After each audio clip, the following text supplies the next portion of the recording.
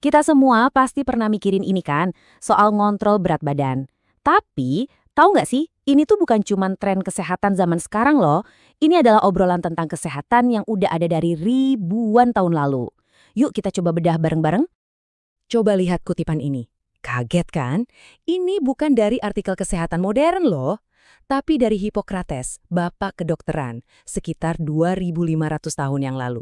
Ini jadi bukti kalau kesadaran dan mungkin juga perjuangan soal berat badan itu udah jadi bagian dari cerita kita sebagai manusia sejak dulu kala. Oke, sebelum kita melangkah lebih jauh, yuk kita samakan dulu persepsinya. Jadi, mengontrol berat badan itu bukan cuma soal diet ketat buat nurunin angka di timbangan. Bukan. Ini lebih ke seni menjaga keseimbangan, mempertahankan berat badan yang ideal supaya tubuh kita bisa berfungsi optimal dalam jangka waktu yang panjang.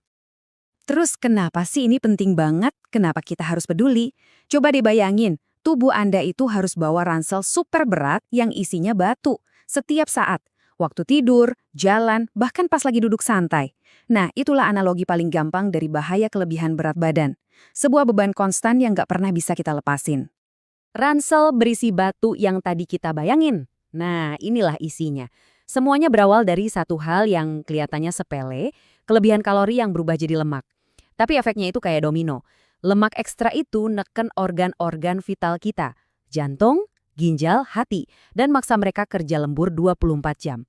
Belum lagi sendi-sendi kita yang harus nompang beban ekstra itu bikin setiap langkah jadi lebih berat. Jadi, ini bukan sekedar gemuk, tapi sebuah kondisi di mana seluruh mesin tubuh kita itu dipaksa kerja ekstra keras yang pastinya mempercepat kerusakan. Oke, setelah tahu bahayanya, kita pasti jadi nanya, jadi berat badan yang ideal buat saya itu berapa sih? Nah, disinilah banyak orang sering salah kaprah. Nggak ada satupun angka ajaib yang berlaku buat semua orang. Kuncinya satu, personalisasi. Berat badan ideal itu sifatnya relatif, sama kayak ukuran sepatu deh. Setiap orang punya ukurannya sendiri-sendiri. Tinggi badan, jenis kelamin, umur, bahkan struktur tulang atau tipe tubuh kita, semuanya itu ikut nentuin angka berapa yang sehat buat kamu. Nah, ini poin yang penting banget buat dimengerti. Angka di timbangan itu bisa menipu loh.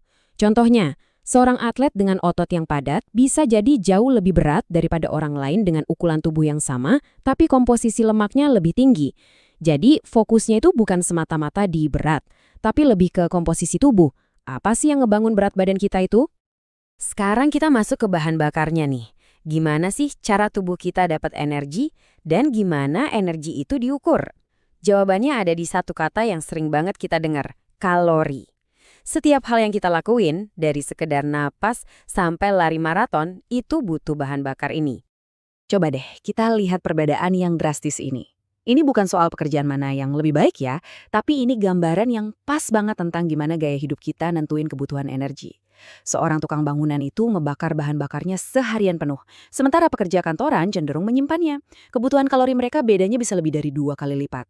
Nah, ini ngejelasin banget kenapa pola makan satu untuk semua itu nggak akan pernah berhasil.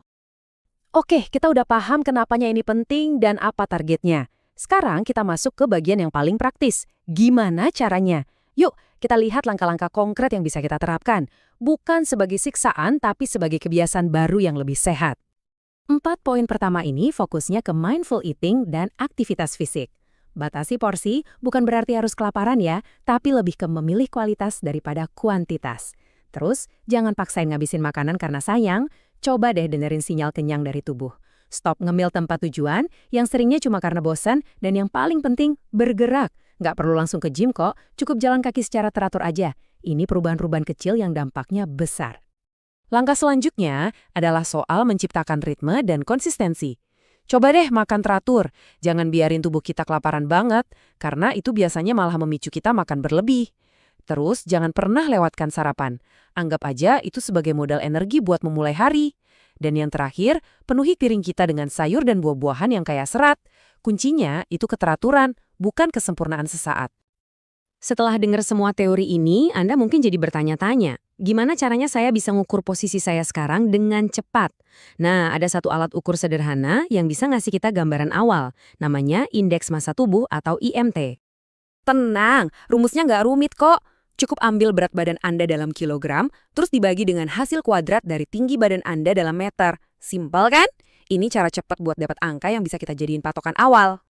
Nah, setelah Anda dapat angkanya, tabel ini ngebantu kita buat nerjemahin artinya. Ideal itu zona amannya. Tapi coba deh perhatiin kategori peringatan atau warning. Anggap aja ini lampu kuning. Sinyal dari tubuh kalau mungkin udah saatnya kita lebih memperhatiin pola makan dan aktivitas sebelum masuk ke zona merah obesitas. Ingat ya, ini bukan buat menghakimi, tapi buat ngasih kita informasi. Pada akhirnya, semua yang kita bahas hari ini, dari kutipan Hippocrates sampai rumus IMT, itu semua cuma informasi. Ini adalah alat, sebuah peta, bukan tujuan akhir. Peta ini nggak bisa maksa kita jalan, tapi bisa nunjukin arah mana yang lebih sehat. Jadi, pertanyaannya sekarang bukan lagi apa yang harus saya lakukan. Tapi, dengan semua pengetahuan ini, langkah kecil pertama apa yang akan saya ambil mulai hari ini?